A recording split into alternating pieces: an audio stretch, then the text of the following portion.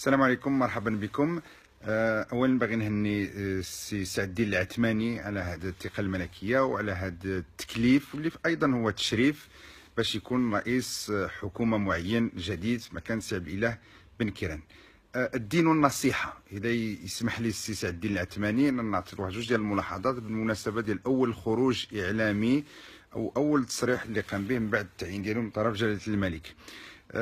كنقول هذا الشيء غير يعني بكل محبه وكل اخوه باش ما يسقطش في نفس الاخطاء اللي سقط فيهم السي عبد الاله بن كيران، وباش نساهموا جميع في النجاح ديال المهمه ديالو.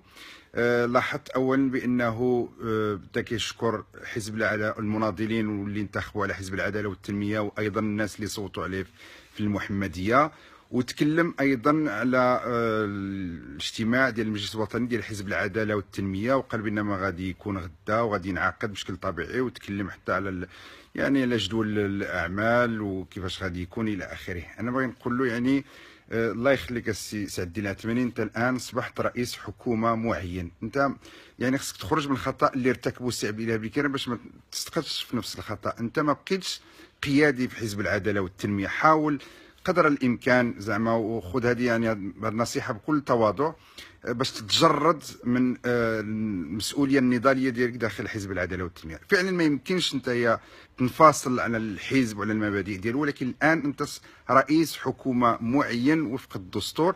ما يعني الا شكر جميع المغاربه اللي داروا الثقه في حزب العداله والتنميه وداروا الثقه في الاحزاب الاخرى، وايضا ما تدخلش في التفاصيل ديال الانشطه ولا الاجتماعات ديال حزب العداله والتنميه. حاول يعني تكون انت فوق الجميع وتتعامل مع حزب العداله والتنميه بنفس المسافه اللي غادي يتعامل بها الاحزاب الاخرين. ويا ريت يعني ما تطيحش في نفس الفخ ديال سي عبد الاله بن كيران، انك ما تبقاش يعني انت هو الناطق الرسمي ولا ممثل حزب العداله والتنميه داخل هذه المشاورات الحكوميه.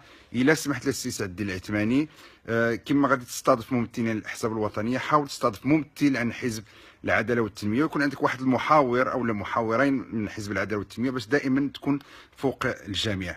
كنقول هذا الشيء بكل اخوه. ولاحظت انك شكرت المناضلين اللي صوتوا عليه الحزب العداله والتنميه، وشكرت يعني بزاف ديال الناس، وما شكرتش عبد الاله بن كيران ولا ثمنت العمل ديالو على راس المهمه اللي كانت عنده سابقا. واش هذه اشاره سياسيه؟ شكرا سي سعد العثماني.